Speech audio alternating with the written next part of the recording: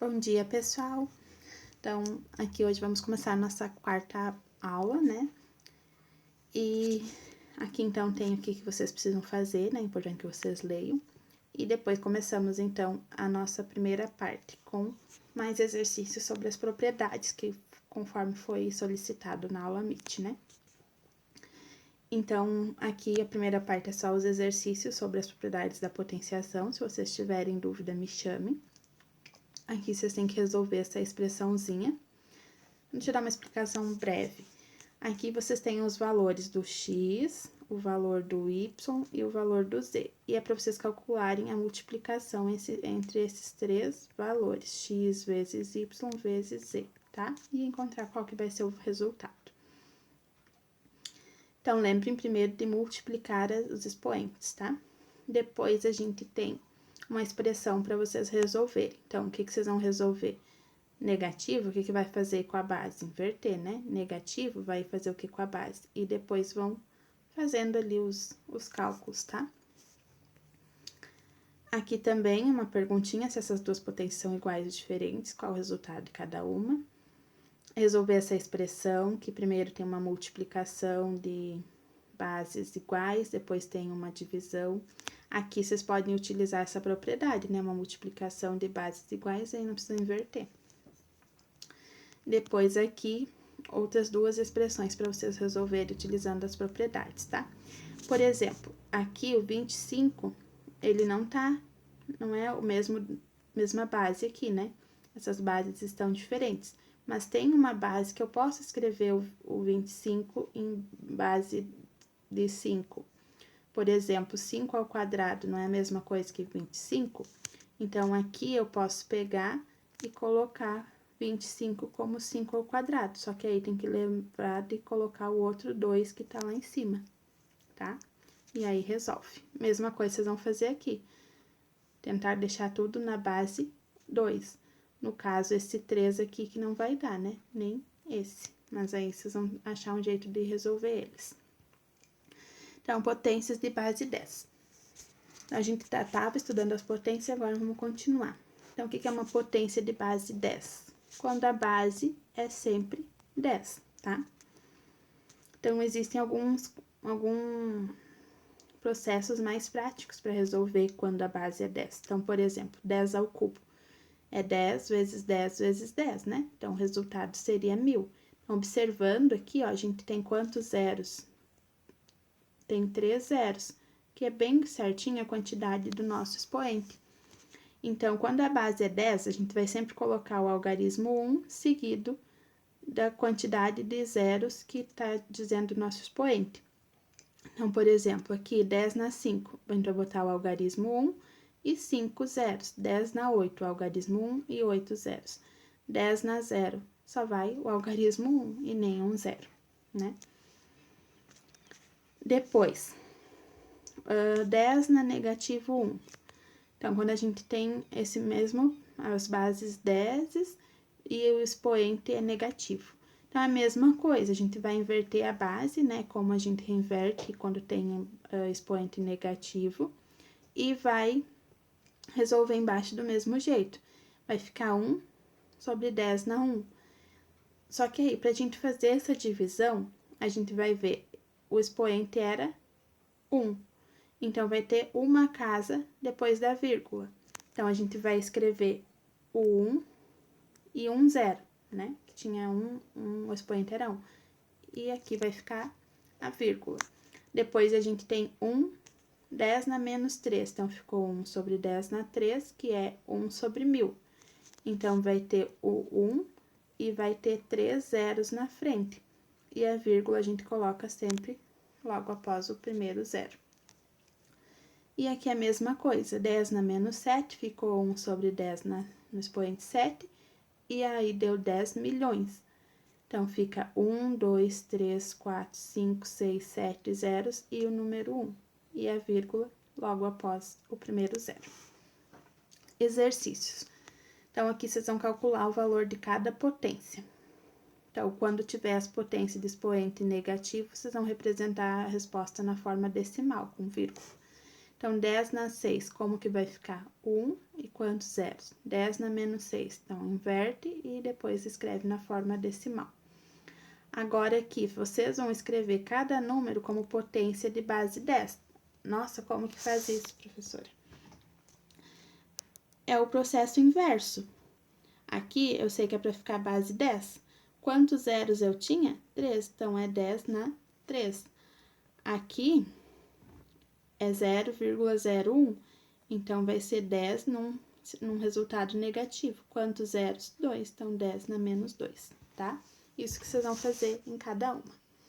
Depois, nós temos a notação científica. Por que eu falei sobre a base 10 e depois vem a notação científica? Porque um é a continuidade do outro. Então, aqui tem um errinho, né? Tem que estar em letra maiúscula. Notação científica é uma forma de escrever números usando potência de 10. Então, quando a gente tem um número muito grande, a gente utiliza a notação científica. Ou muito pequeno. Então, um número em notação científica representa o seguinte formato, apresenta o seguinte formato. É um número A. Por que a gente está usando o A aqui? Porque o A está representando qualquer outro número, que vezes 10 elevado a expoente n. O n está representando qualquer outro número também. Então, o A, ele é um número decimal. O que é um número decimal? Com vírgula.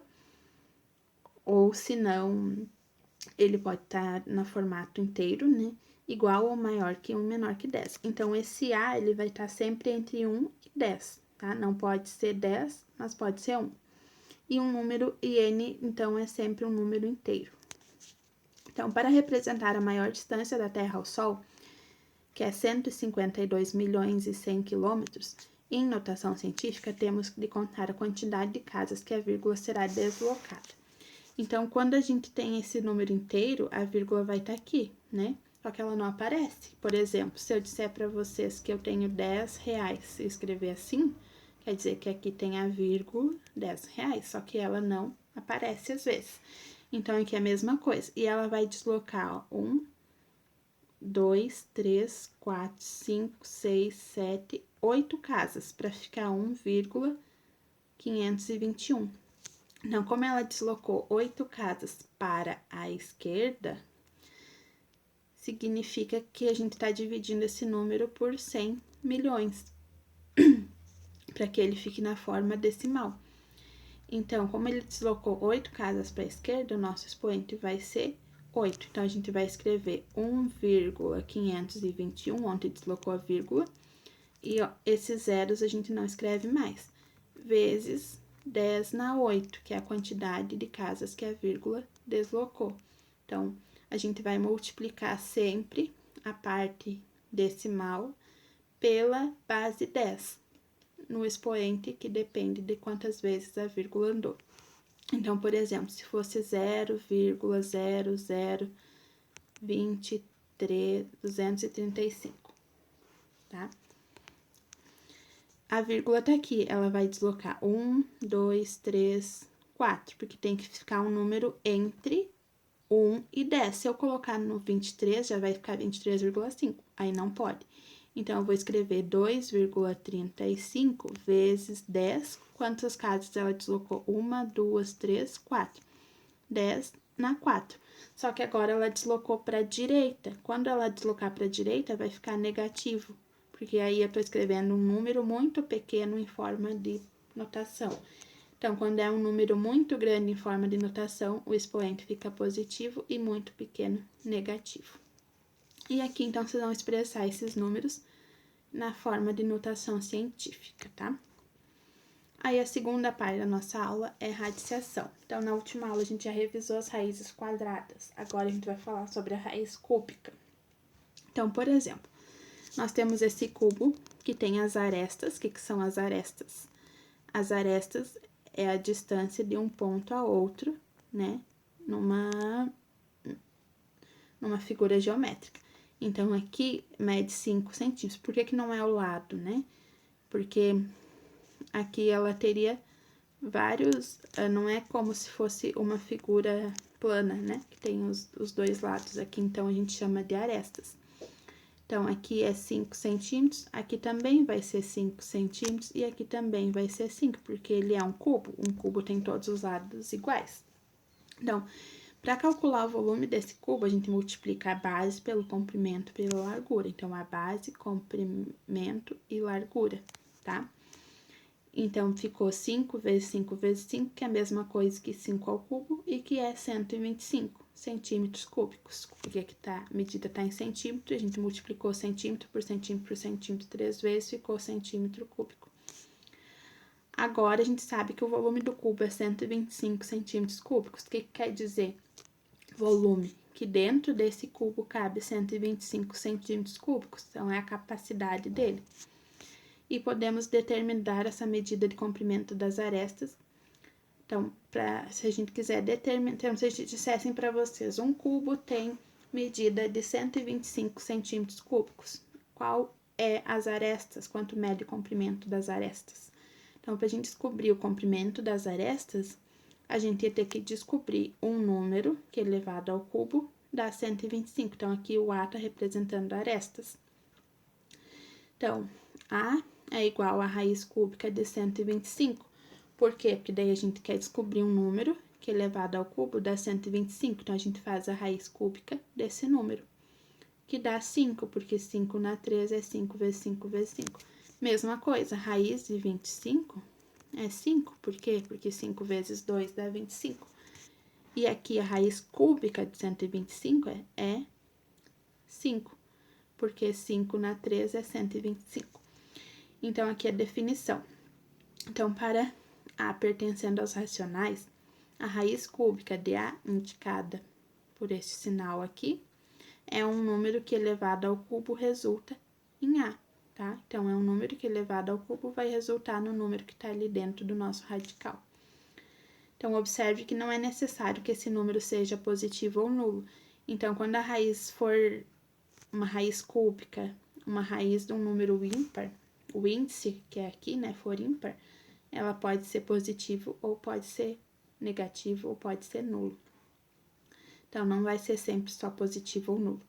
Então, raiz cúbica de menos 27 é menos 3, porque menos 3 ao cubo é igual a menos 27. Raiz cúbica de 1000 é 10, porque 10 ao cubo é 1000. Raiz cúbica de menos 0,008 é menos 0,2, porque menos 0,2 é igual, elevado ao cubo é igual a menos 0,008. Raiz cúbica de 8 sobre 343. Aqui é 3, tá? É 2 sétimos, por quê? Porque 2 ao cubo dá 8 e 7 ao cubo dá 343, tá? Então, quando a gente tiver uma raiz cúbica, a gente pode calcular a raiz tanto de números negativos quanto positivos. Agora, outras raízes. Então, existem outras raízes também, né? No conjunto dos números racionais. Então, temos as raízes quartas. As raízes quartas, então, como quartas é raiz 4, do índice 4, é par, então só vai existir para números racionais positivos ou nulos. Por quê? Porque não existe nenhum número que é elevado, um número negativo que é elevado a um expoente par que vai dar positivo, que é que a gente já estava vendo antes, né? Então, raiz quarta de 16 é 2, porque 2 na quarta é igual a 16. Então, a gente vai descobrir, a gente tá buscando que número vezes ele mesmo 4 vezes dá 16, o 2. Agora, raízes quintas, índice ímpar, vai valer para todos os racionais, tanto positivos quanto negativos e quanto os nulos. Então, raiz quinta de menos 243 é menos 3, porque menos 3 na 5 é igual a 243. E a raiz cúbica, a raiz quinta de 243 positivo é só o 3, porque 3 elevado por 5 é 243. Então, é sempre a mesma ideia.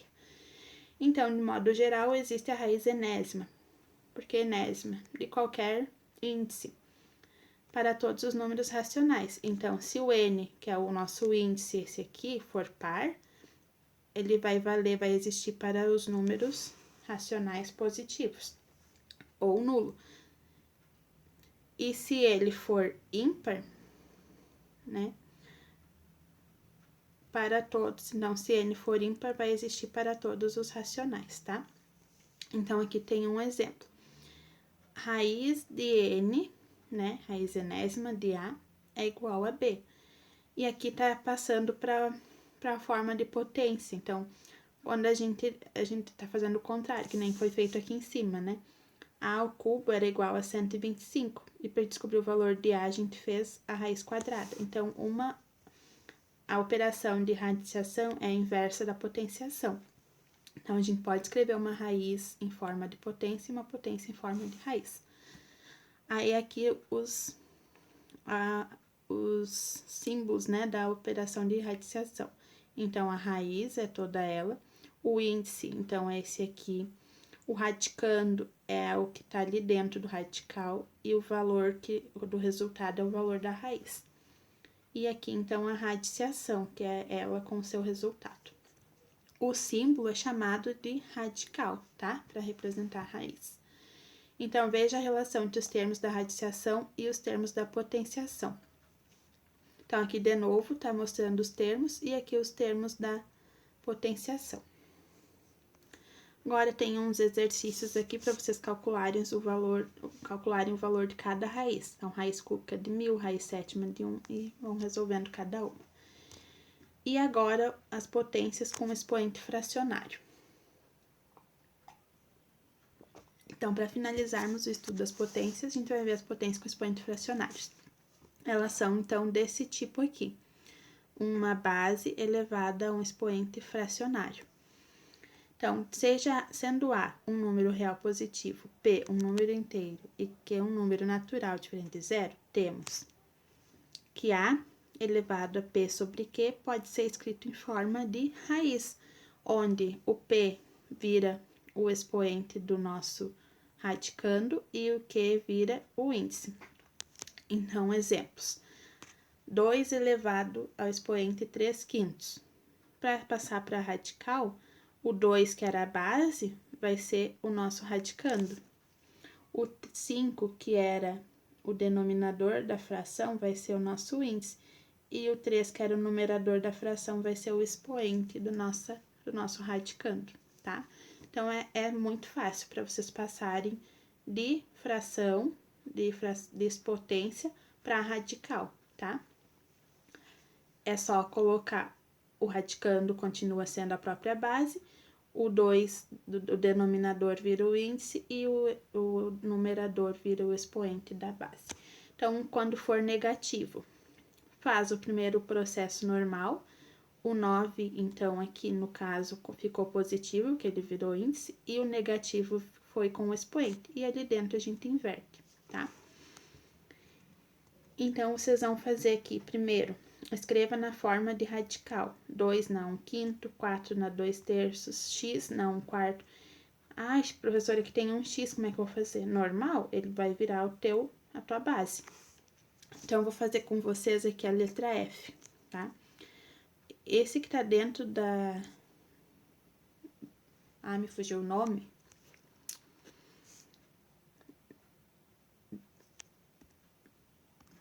Esse que tá dentro do parênteses, lembrei?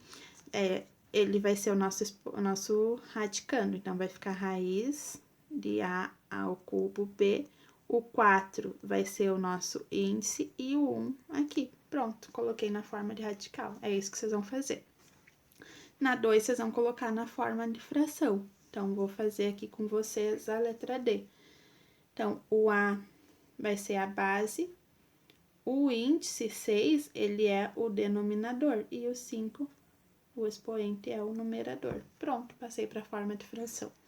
É isso que vocês têm que fazer aqui. Qualquer dúvida, me chamem. A nossa aula 4, então, é isso aqui. E estou à disposição para tirar dúvidas e ajudar vocês a fazerem. Um grande beijo e boa semana.